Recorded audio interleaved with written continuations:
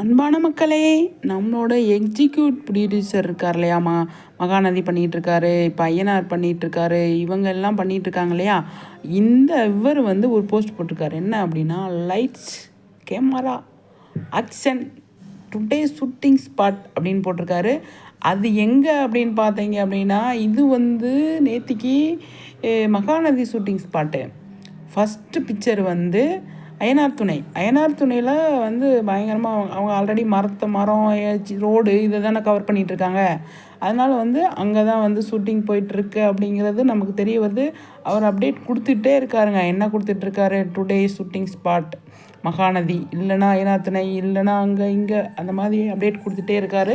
நம்மளோட execute producer அவர் வந்து செம்மையாக வந்து கொடுத்துருக்காரு அப்படிங்கிறத எந்த ஒரு டவுட்டுமே கிடையாது. ஆனால் இன்றைக்கி மகாநதி ஷூட் இருக்கா அப்படிங்கிறது தெரியல. அய்யனார் துணை ஷூட்டிங் இருக்குது.